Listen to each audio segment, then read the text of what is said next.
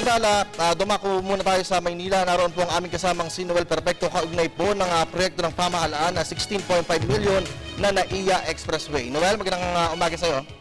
Magandang umaga. Formal nang nilagdaan ngayon, katatapos lang lagdaan, ang isang napakahalagang signing concession agreement sa pagitan ng San Miguel Corporation at saka ng DPWH. Ito yung tinatawag na NAIA Elevated Expressway. 4 lanes ito with a total length of 7.15 kilometers. Nasa tabi natin ngayon, mga kaibigan, wala iba kundi si Ms. Beth Villadin, siya ang hepe ng Public Information Division ng Public Works and Highways. Ma'am, kamusta po itong proyektong ito?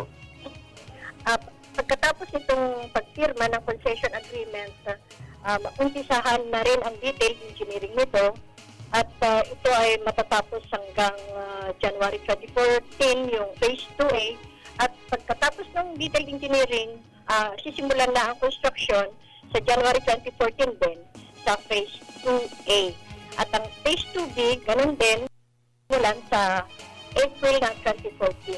Okay, the entire project will provide better access, ika nga, dito sa Ninoy Aquino International Airport at papuntang PAGCOR at magkukonekta ito sa Skyway project sa LCR, ma'am? Tama ka dyan, Mr. Perfecto. marireduce ang travel time from 24.3 minutes to 8.2 minutes lang magmula sa PAGCOR City, papunta sa Terminal 1, Terminal 2, at Terminal 3 hanggang Skyway. Maraming mga benefit ito, ma'am. Opo, tama po kayo dyan. Mga 80,000 travelers kasi ang bumabagtas dito sa mga pangunahing lansangan na ito at sila yung mabenefitan itong project na ito. Ulitin ko lang, the project will link the elevated NLEX, SLEX connector road dito sa TRB, CMTC Metro Manila Skyway Stage 3 Extension papuntang Araneta Avenue sa City. Napakahaba pala nito, ma'am. Ano?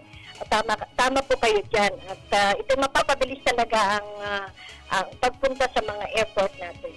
Okay, maraming salamat, Ms. Beth Villadin. Ulitin ko lang, yung total cost ng project is 15.5 billion pesos kung saan ang private sector ang mag-finance, siya magdi-design, magko-construct at mag-ooperate at siyempre pa siya mag-maintain ng project.